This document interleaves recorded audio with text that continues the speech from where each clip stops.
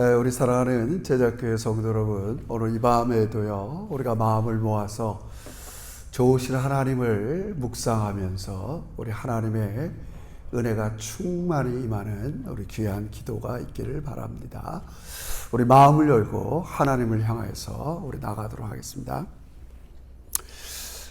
나는 포도나무요 너희는 가지니 그가 내 안에 내가 그 안에 거하면 사람이 열매를 많이 맺나니 나를 떠나서는 너희가 아무것도 할 수 없느니라. 아멘. 하나님 고맙습니다. 이렇게 우리가 하나님 아버지의 이 전능자의 그늘 아래서 우리의 모든 짐을 맡기면서 하나님과 교제하게 하시니 진심으로 감사합니다. 시편 기자가 여호와를 기뻐하라고 그랬습니다. 그리하면 너의 소원을 이룬다고 했습니다. 여호와께 너의 모든 짐을 맡기라고 했습니다. 우리 이 밤에 나의 믿음의 대상 좋으신 하나님을 즐거워하고 기뻐하며 아버지 내 마음의 무거운 짐을 맡기면서 하나님과 깊은 교제가 있는 복된 시간이 되게 해 주시옵소서. 이 밤에 우리의 기도를 친히 성령 하나님께서 주관하여 주시고 우리의 마음을 하나님 존전 앞으로 인도해 주시옵소서. 예수님의 이름으로 기도합니다. 아멘. 우리 찬양 드립시다. 우리 가정 또 우리 교회 모임이 늘 충만한 모임이 될 수 있도록 우리 220장 사랑하는 주님 앞에 형제자매 한 자리에 늘 가족들이 모일 때마다 우리 교우들이 모일 때마다 하나님의 은혜와 사랑이 충만히 임하는 그런 모임이 되기를 소망합시다. 사랑하는 주님 앞에 형제자매 한 자리에 그 신인의 생각하며 즐거운 노래 부르네. 내 주 예수 본을 받아 모든 사람 내 몸같이 환난 근심 위로하고 진심으로 사랑하세. 사랑하는 주님 앞에 온갖 충성 다 바쳐서 괴로우나 즐거우나 주님만 힘써 섬기네. 우리 주님 거룩한 손 제자들의 발을 씻어 남 섬기는 종의 도를 몸소 행해 보이셨네. 사랑하는 주님 예수 같은 주로 섬기나니 한 피바다 한 몸 이룬 형제의 장구들이여 한 몸같이 친밀하고 마음 저자 하나 되어 주리 주님 크신 뜻을 지성으로 준행하세.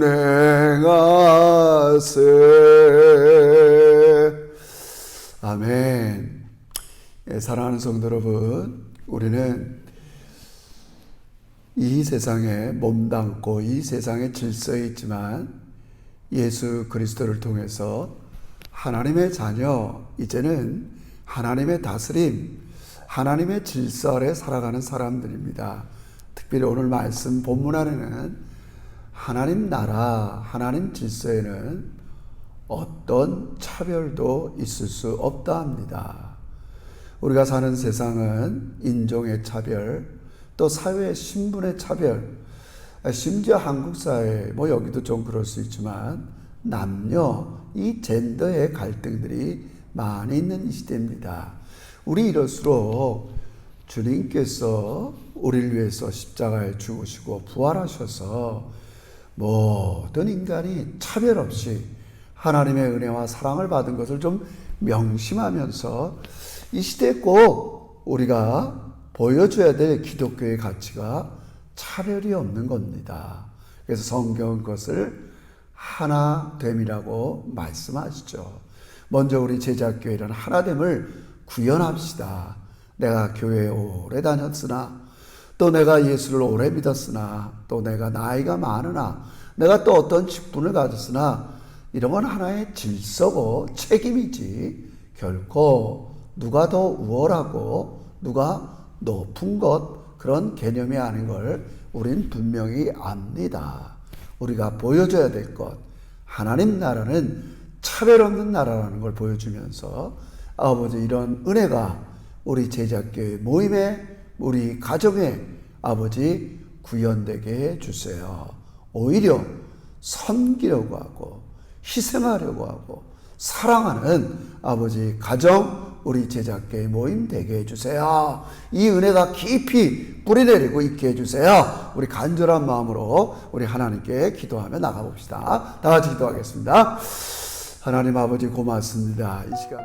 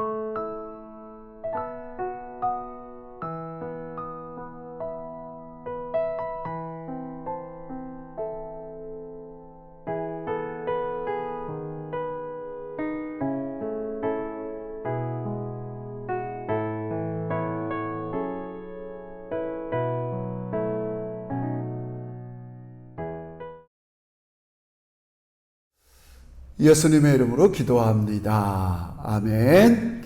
자, 우리 오늘 본문은 지혜로운 교회 생활, 아주 중요한 본문입니다. 그래서 한번 제목을 지혜로운 교회 생활로 한번 잡아봅시다. 그리고 하나의 예가 고린도전서 11장 좀 긴데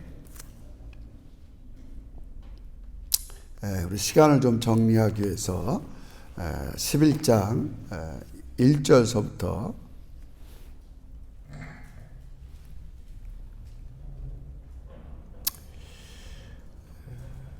3절까지만 간단히 읽고 제가 원리를 좀 설명해 드리겠어요.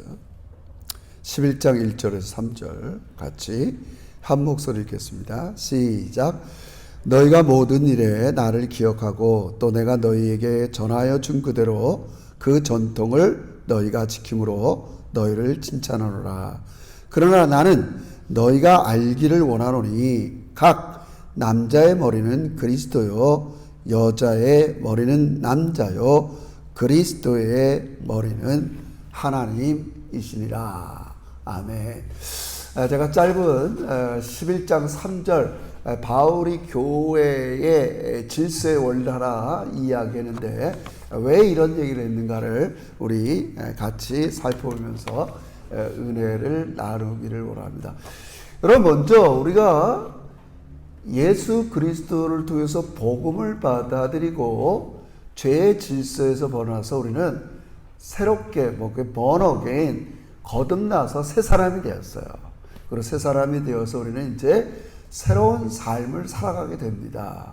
그래서 이런 새로운 삶을 살아가는 사람들, 이 바울이 위대하게 이렇게 뭐라 그럴까요? 천명 드러내는 중요한 원리가 뭐냐면 복음 안에서는 차별이 없다라는 말이에요. 그래서 갈라디아서 3장 18절 28절 너무 유용한 말이죠.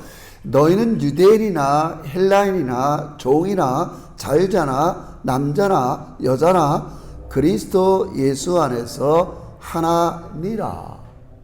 이제 예수의 피 묻은 십자가를 통해서 옛 질서에서 벗어난 너희들은 인종적 차별이나 사회적 차별이나 남녀 차별이 없는 그런 뉴 소사이어티, 새로운 사회를 구현해라. 그 모든의 가장 기본이 교회에 있죠. 여러분, 우리가 이거 알지만 이게 새로운 질서예요. 여러분, 이런 걸 새 창조의 질서라고 그래요. 그렇다고 오해하면 안 돼요. 우리가 새롭게 거듭나서 남녀 차별, 사회적인 신변, 신분의 차별 이런 걸 없는 것을 알면도 불구하고 여전히 현실에서는 그런 차별이 존재하는 세상에 삽니다. 여전히 남녀 차별이 존재하죠. 여기 우리가 제가 늘 얘기하지만 이 호주의 다문화 사회 속에도 어찌 인종차별이 없겠어요. 저도 순간순간 이 오래된 인종차별이 있겠죠, 여러분. 그러니까 바울이 지금 이걸 자꾸 얘기하는 거예요. 우리가 이제 교회 밖에서는 아직 뚜렷하게 그런 것들을 실현 못해도 교회 안에서라도 그러면 안 된다는 걸 얘기하는 거예요. 아니, 그래야 세상에 신분 때문에 차별받고 남녀 차별받고 또 여러 형태의 차별받은 사람들이 교회 왔는데 참 좋다. 하나님은 정말 부자나 가난한 자나 종이나 자유자나 돈을 좀 많이 가진 자나 사회적인 신분이 높은 자나 이게 차별하지 않는구나. 이걸 맛을 봐야 될 거 아니에요. 늘 식상한 소리지만 밖에서도 차별받는데 여전히 교회에서도 차별이 있다. 근데 어떻게 보면 많은 그리스도인들이 이거를 이렇게 뭐라 그럴까요? 구현해내려고 노력하기보다는 너무 당연한까지는 아닌데 그런 것들을 좀 받아들이는 요소가 있어요. 이게 뭐냐면 우리 한국 사람들의 아주 그 독특한 문화 중에 하나가 하이라키, 이 계층 구조의 문화에 살았어요, 우리는. 이게 가장 이제 유교적인 영향이죠. 이걸 다 떨쳐버리지 못해요. 그러니까 유교 500년 동안 길들였던 문화가 내가 예수를 믿어도 이게 기독교 문화로 잘 안 바뀌어요. 그래서 우리 한국 사람들은 어떻든 간에 어디 가면 기본적인 이 나이의 서열이 이렇게 알아야 마음이 편합니다.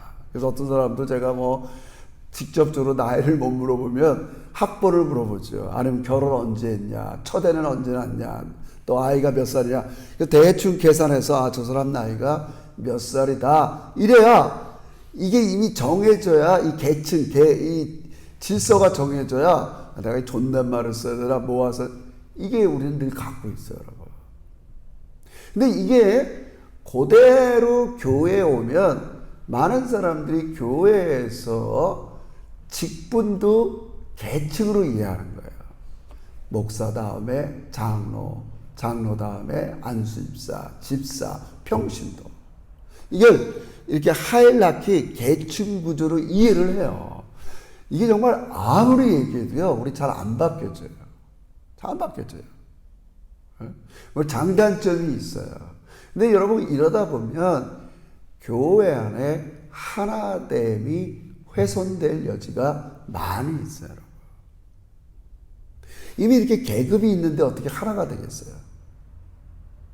제가 볼 때 오늘 한국교회가 너무 이 개교회 중심에 가는 데 똑같은 거예요. 모든 교회가 작거나 크거나 이미 자기네 이 맨 정점에 누가 하나 있고 다 이런 계층 구조가 있는데 어떻게 하나가 되겠어요? 똑같다고 생각해 하나가 되지 다 나름대로 그 계층 구조에서 내가 지금 최위에 있다. 그러면 서로 이제 따져야 돼요. 네가 위냐 내가 위냐. 이렇지 않으면 되질 않게 돼 있어요. 여러분 복잡한 문제지만 이 문제가 사실 신앙생활에 다 걸립니다. 오늘 이제 11장 마지막에 성만찬하는 문제도 나오는데 저도 이제 성만찬할 때 고린도전서 11장을 읽으면서 시작하지만 사실은 지금의 우리가 떡을 떼고 포도주를 떼는 것처럼 1세기 때는 지금의 형태처럼 세틀되지는 않았어요. 주의 만찬을 먹을 때 사람들이 와서 먹을 때 부자들은 자기 집에 있는 음식을 갖고 오잖아요. 그리고 시간의 여유도 많으니까 갖고 와서 자기 이렇게 그룹을 정해서 배고프니까 자기의 음식을 먼저 먹는 거예요. 또 어떤 교인들은 좀 가난한 교인들은 늦게도 오지만 또 음식도 좀 부족해서 그렇게 먹는 거예요. 그러니까 한 교회 안에 부자와 가난한 자의 알게 모르게 차별이 생긴단 말이에요. 그러니까 이 문제가 어떤 형태든지 다 나타나게 돼 있어요. 그러니까 다시 말해서 예수 믿고 나서 우리가 가져야 될 태도는 모든 것에 차별이 없다고 그러지만 우리는 오랫동안 차별을 받고 계급적인 그 하이라키 구조에 길들였기 때문에 이게 안 되면 너무 힘든 거예요. 바울이 이거를 이렇게 해석을 하는 거예요. 이렇게 우리가 새 창조의 질서 아래에서 이렇게 모든 것들이 차별 없이 동등하다는 걸 이야기하지만 잘 들으세요. 창조 질서 아래에서는 질서 아래에서는 그렇다고 그래갖고 평등하다는 말과 이 질서라는 말을 구분해야 된다는 거예요. 그러니까 예를 들자면 이미 하나님께서는 십계명을 통해서 내 부모를 공경하라. 나이가 적은 사람은 나이가 많은 사람을 공경하는 게 너무 당연한 이 질서가 없어지는 게 아니에요. 똑같다고 그래갖고 뭐 성경에 차별 없이 똑같다는데 나이 많은 사람이나 적은 사람이나 이 개념이 아니에요. 창조의 질서를 무너뜨리지 않고 재창조로 계속 나가는 거지. 모든 그리스도인들이 예수 믿고 하나가 돼갖고 뭐 너나 할 거 없이 반말 쓰고 이러라는 말이 아니죠. 질서가 중요한 거예요. 질서가 중요해요. 그래서 오늘 이 본문은 논란이 많아요. 그래서 머리라는 말을 많이 써요. 그러니까 창조 질서에서는 하나님께서 남자를 먼저 만들고 남자의 갈비뼈에서 여자를 만들었기 때문에 남자가 머리다. 그래서 이 머리라는 헬라어를 신학자들마다 그건 원천, 여자의 기원이 어디냐, 남자의 기원이 어디냐, 남자는 하나님께로부터 났고 여자는 남자부터 났다. 이런 거를 논하는 거다. 또 어떤 신학자는 그 머리라는 말이 원천보다는 권이라는 말이다. 그래서 어떻든 간에 신약에서는 남자가 여자의 머리 권이기 때문에 여자들은 복종하라, 이 말이 나와요. 근데 바울은 전반적으로 얘기할 때 여러분 좀 따라오기 힘드나요? 어려울 거 없어요. 근본적으로는 우린 다 동등한 같이 동등되지만 하나님께서 질서를 위해서 그런 하나의 제도를 만드신 것 뿐입니다. 그렇다고 그랬고 여자가 남자에게 복종한다고 그랬고 하등해서 남자보다 더 낮아서 복종하라는 게 아니에요. 그 대신 남자는 그걸 제일 잘 보여주는 게 에베소서 5장에 예수님과 그리스도의 관계를, 남자 여자 부부 관계를 잘 설명해요. 굉장히 중요해요.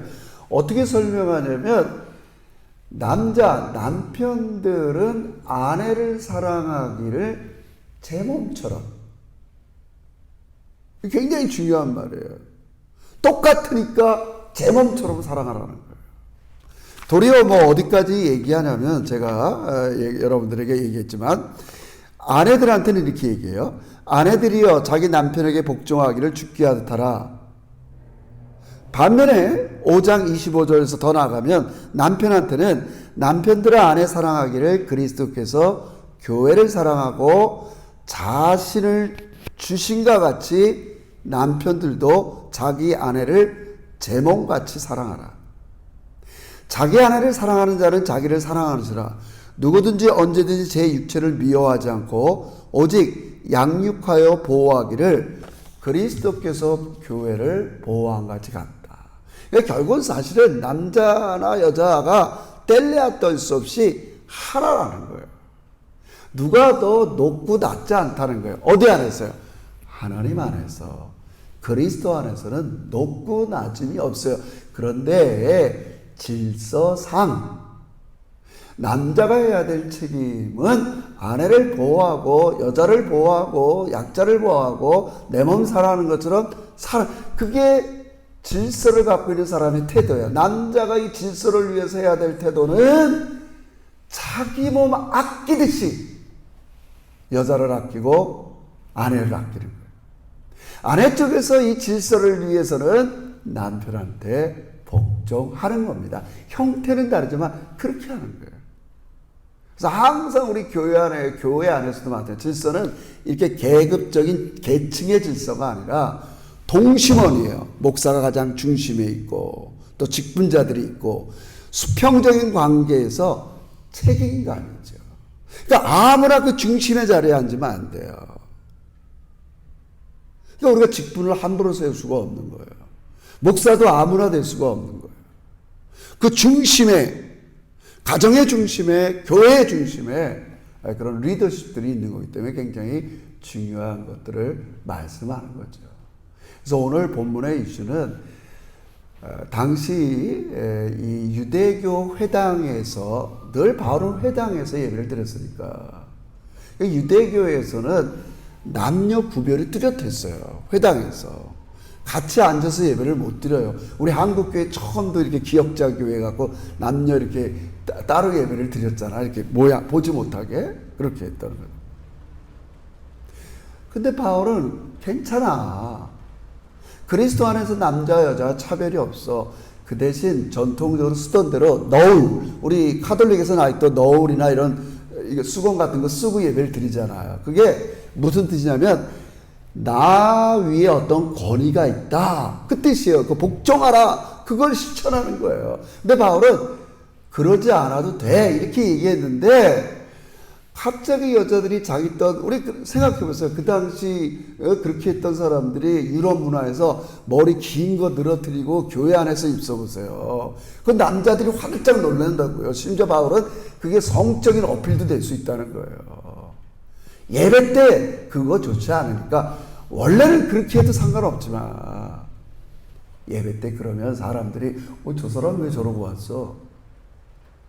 그러니까 너희들이 다시 새 창조의 질서에서는 어떻게 해도 상관없지만 그런 창조의 질서를 너희들이 그 권위를 인정하는 표시로 여자들이 너울을 썼던 것처럼 여자들이 기도할 때 예언을 할 때 앞에 나와서 할 거 아니에요?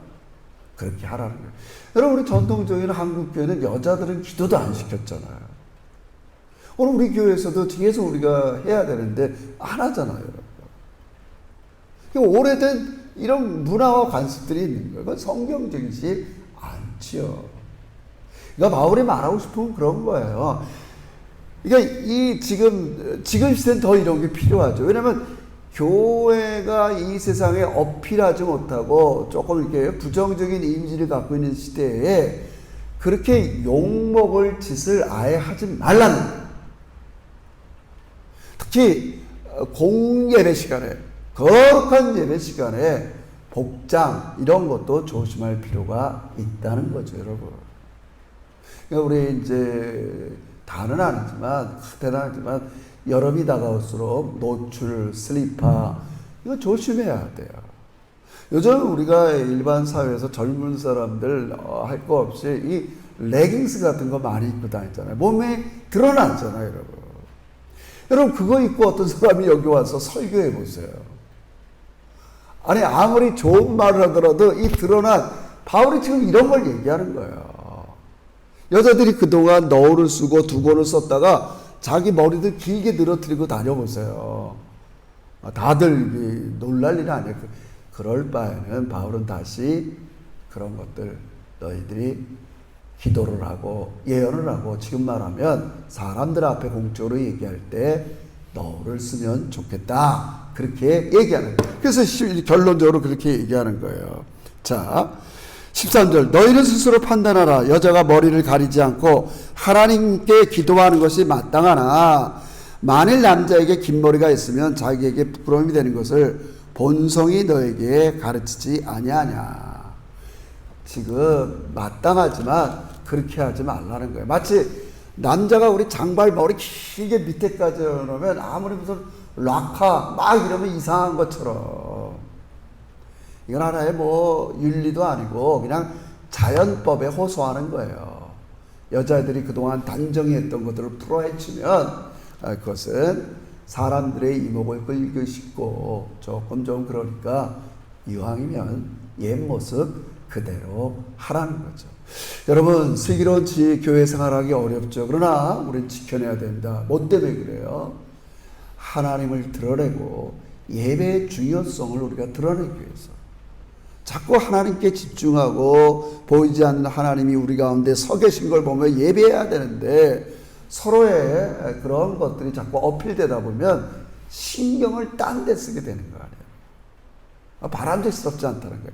여러분, 굉장히 가벼운 문제 같지만 그래서 바울은 11장 후반부에 성찬도 그런 의미에서 다루는 거예요. 부자들과 가난한 자들이 섞여서 주의 만찬 갖고 온 음식을 먹을 때 그 빈부의 차이가 나서 갈등 느끼고, 여러분, 아무것도 아닌 것 같지만 이런 일들이 한국 교회에 또 우리 공동체의 모습에 비례할 수 있다는 겁니다. 여러분, 명심합시다. 우리 갈라디아서 유명한 3장 28절 잊어서는 안 됩니다. 우리가 다 그리스도 안에서 남자나 여자나 자유자나 종이나 어떤 신분의 계층에도 우리는 다 차별이 없어요. 동등한 가치가 있어요.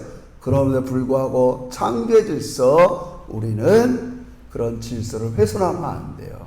윗사람을 공경하고 서로를 섬기고 사랑하는 것, 이게 우리가 해야 될 일입니다. 여러분, 지혜롭게 잘 구별해서 여러분, 교회만이 이 세상 속에 보여줄 수 있는 것을 반드시 보여줘야 됩니다, 여러분. 아, 교회는 진짜 차별이 없구나.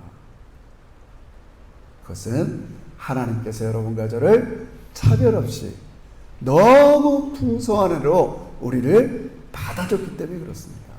늘 이거 명심하고 우리의 삶에, 또 우리 가정에, 우리 교회가 이 슬기롭게 이런 하나님의 질서를 잘 드러내는 우리 믿음의 교제가 되시기를 주의 이름으로 축원합니다. 기도합시다.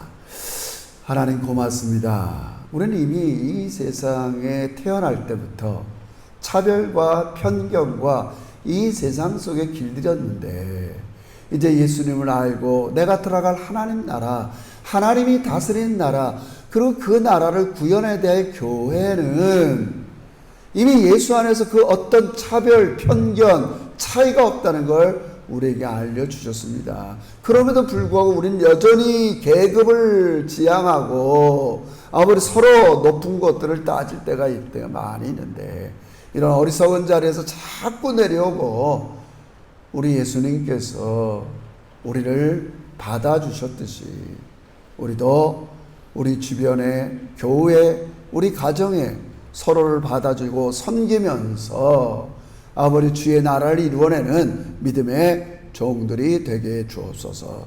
아버지, 내가 남자로서의 질서, 남편으로의 질서, 또 목사로서의 질서, 그건 바로 책임감입니다.